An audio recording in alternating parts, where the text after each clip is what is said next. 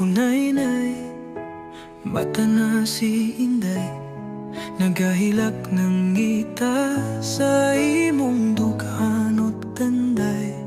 Mainit yung lawas, walay gatas di nabinlan, kipatutoy bisan ikaw.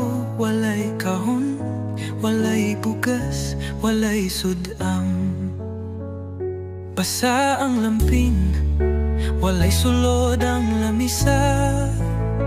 Hangkalan ng hupaw, apan imong kasing-kasing hilomra.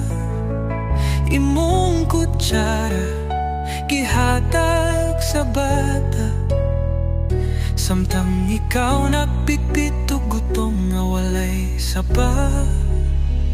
Kunay-nay, kunay-nay, patutya si Inday, samtang imong luha hilom gatulo di hayahay.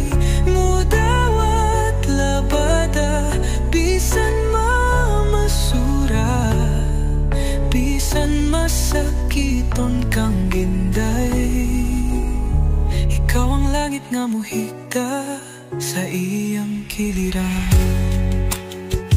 Sulti sa uban, hay niyang amahan, apan para nimo siya ang rason ngano nga buhi paganahan.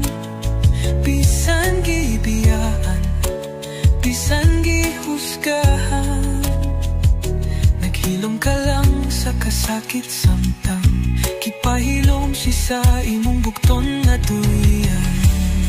Kunay-nay, dili man ka kasulti sa tanang bugat nga imong gipas-an magdagabi, apan sa imong pagpatutoy kang Inday, walay pahuway, puro gugma nga walay pagduha-duha. Kunay-nay, kunay-nay, patutya si Inday, hinaut matungog sa langit.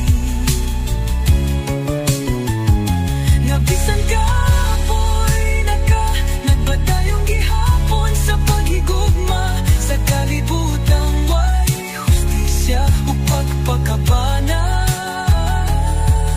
Ana ang inahan nga gibuhi si Inday, pinaagi sa gugma.